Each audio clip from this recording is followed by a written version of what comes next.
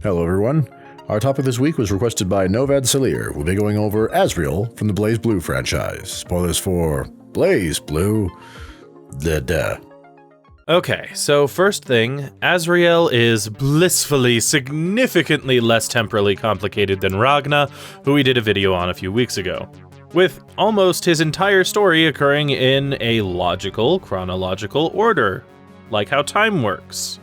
He also appears as a playable character in only 2 games, Chronophantasma and Central Fiction, and acts as a minor but immensely powerful antagonist in both games.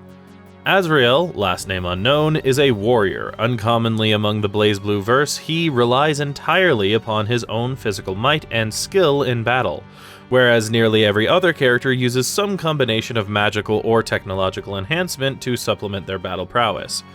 Technically, Azrael does use a magical component in his fighting style called the Enchant Dragunov, but it diminishes his power rather than enhancing it.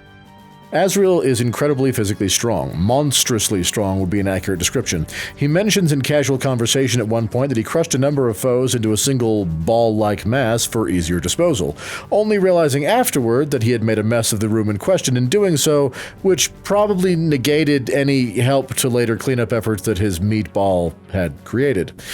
The exact extent of his strength is unknown, though we can theorize.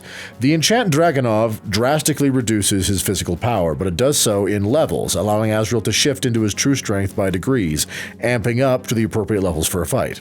He has attempted to release his limiters up to level 4 over the course of the game, but most fights canonically take place with Azrael fully limited by the Enchant Dragunov, and one of his victory animation quotes states that he's hardly using an eighth of his power.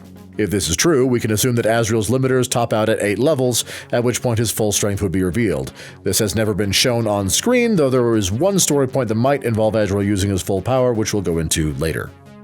He also possesses superhuman durability to match his strength. Azrael has canonically admitted to defeat exactly once in the series, with all other fights with him ending either in his opponents being defeated, fleeing, or managing to lock him up somehow. Through all of those fights, he's rarely phased in cutscenes, though you do often have to beat him in actual gameplay to progress the story.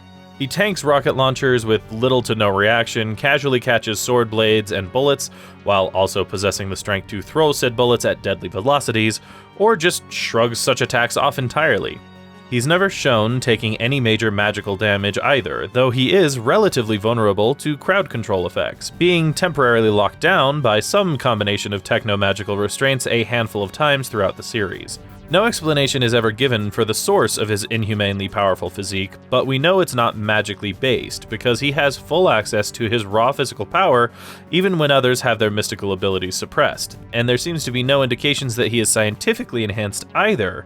There are notes to his being a purebred soldier in multiple descriptions of the character, but we can't find any deeper explanation of that, leading us to presume that he wasn't designed as a super soldier or anything. That being said, Azrael is something of a battlemonger. Officially, he has ties to one of the 2 major sociopolitical powers in BlazBlue, but realistically, he's a free agent. Azrael loves the thrill of battle like nothing and no one else. He craves it, searching for stronger and stronger prey. He often speaks of feeding on battle and being hungry for a fight. This seems to be almost entirely conceptual, but he does make a comment once about feasting on his opponent's flesh that is potentially concerning. Outside of that one comment, though, it seems more likely that he's just one of those anime-style character archetypes that loves to fight. That's actually the entire idea behind the Enchant Dragunov, which is designed to weaken him to a point that the average fight can last a little bit longer, give him just a little bit more fun, slake his battle lust just a little bit more. Which is also presumably why the Dragunov is designed to be lifted in stages, so that even if someone impressively powerful shows up, he can ratchet up his natural strength just enough to keep the fight interesting. Such is his hunger for battle that unless he's given sufficient motivation and direction, he will often abandon his actual mission goals if the chance for a challenging fight arises. He'll even throw punches at presumed allies if he thinks they're strong enough to be worth his time. The earliest notes we have on Azrael are that he fought in a civil war that took place approximately 9 years before his first game. We know little about his efforts in this war. He was not one of the major players. However, it was during this conflict that he earned the Mad Dog title, because he went on a relentless killing spree, slaughtering friendly and enemy soldiers alike in a mad bid to find someone worth fighting. A couple years later, Azrael was dispatched as part of an effort to recover an important piece of technology, only to kill the soldiers the opposing organization fielded, as well as turning on the Merc outfit that his organization hired to help do the job. These events, plus the presumably undiscussed endeavors in the years following, apparently drew enough attention that a scientist from the organization Azrael worked for partnered with a general from the opposing faction, and the two put together a joint task force to take Azrael out of commission about 5 years later. The scientist provided a powerful cyborg warrior, the last survivor of that Merc group Azrael killed earlier, and the ability to contain Azrael. The general provided 210 soldiers and specialists, and together they concocted a plan. They drew Azrael into a fight with the soldiers, luring him to a predetermined location so that they could apply his restraints and then teleport him directly into his cell, thus reducing risk that his prison would be damaged. Azrael butchered his way through an untold number of the soldiers until he encountered the cyborg.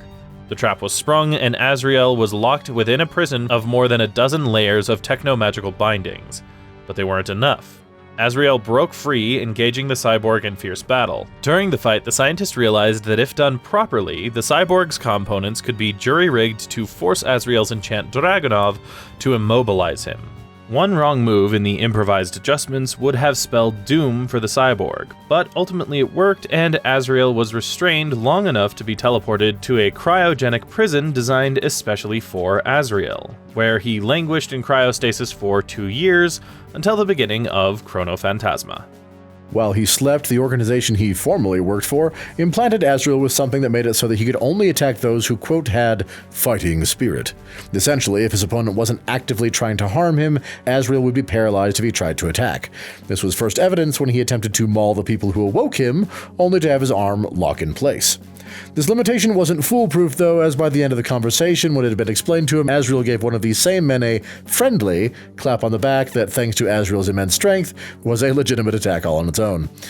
With this safety measure in hand, the organization ironically deployed Azrael to hunt down the very same scientist and cyborg combo who had originally imprisoned him, with the additional order to hunt down Ragna, the protagonist of the game, so that they could take his Magitech arm for their own experiments. Azrael set out, first attacking the scientist, who escaped via teleportation, then following leads to track down any of his 3 primary targets with the hope of finding a good fight along the way.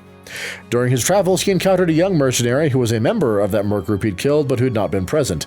Having not been present, the Merc in question had been searching for the answer about what happened to her friends ever since. Azrael teased enough information to let her know that he knew something, but he genuinely didn't care enough to remember many details and didn't consider her strong enough to be worth his time. Ultimately, Azrael encountered one or more of his targets a handful more times in his journey, but they always managed to escape. In fact, it took him long enough to pursue his targets that they managed to set a trap for him once more. Ragna was technically a criminal, one with a large bounty on his head. Working together, the scientist, the cyborg, the general they'd partnered with years earlier, as well as Ragna and some friends set up a fake tournament. They publicized the idea that the general had caught Ragna, and that as such they were going to hold a tournament, free for all comers. The final contestant would have had the chance to battle Ragna in the ring. If they won, they'd earn the bounty on his head and a great deal of notoriety. If no one could best Ragna, the general's organization would pocket the bounty instead. This was staged entirely for Azrael's benefit, as they knew he'd be unable to pass up the chance to fight both Ragna and potentially the general, a legendary fighter in his own right. As planned, Azrael showed up, killing an undisclosed number of contestants before even getting to the ring, and once in the ring, breaking most of the limbs of the Merc we mentioned earlier, telling her what he remembered about her fallen friends this time. Ragna intervened before the Merc could be slain and engaged Azrael in battle. Azrael got excited as the fight went on, encouraging Ragna to use his full mystic powers in the fight. Encouragement Ragna initially planned to follow, until he saw visions of other timelines where he'd done so, which had led to unacceptable levels of collateral damage as both Ragna and Azrael unleashed their powers on each other. Check out Ragna's video to try and make sense of that mess. So instead, Ragna resolved to fight Azrael with no magical enhancements, which pissed Azrael off because without that power boost, Ragna couldn't match him. Eventually, the general stepped in to take Ragna's place and Azrael dueled him instead, but the general was just trying to buy time, not beat Azrael, and having watched all of his fights in the last few minutes, he discovered the secret of Azrael's inability to fight those who wouldn't fight back, and thus stalled Azrael long enough for the scientist to spring her trap simply by standing there and refusing to fight while Azrael raged at him about it. The scientist no longer worked for the organization that controlled the cryo prison, meaning she couldn't lock him up there once again. So, instead, she threw Azrael into a dimensional prison, a sort of bubble between realities. A prison everyone believed would hold Azrael for all time. However, once the next game started, it is discovered that Azrael, presumably using his full unlimited power, physically ripped that dimensional prison apart with his bare hands. Primary antagonist for that game removed the limitation preventing Azrael from harming those who wouldn't fight back, then got him to help her by promising she'd open the gates to the very gods themselves so that he could have a worthy fight. Azrael's story concludes with him having a final showdown with the general who defeated him with pacifism earlier. This time, they fought for real, and even though Azrael was kept from unlocking his full power by one of the general's allies, who froze Azrael in place long enough for them to teleport him once again, Azrael admitted true defeat at the general's hands, the first of Azrael's entire life. He was then teleported back to the cryostasis prison, and for now, there he remains. And that's basically the story of Azrael, Mad Dog of the BlazBlue-Verse. We hope you enjoyed this video. If you did, please leave us a like and share it with someone you know might like it. If you have ideas for videos you'd like to see in the future, do like Novad Salir and let us know in the comments down below.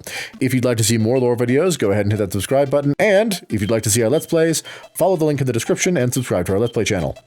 In the meantime, this has been True Masters and Morons, signing off.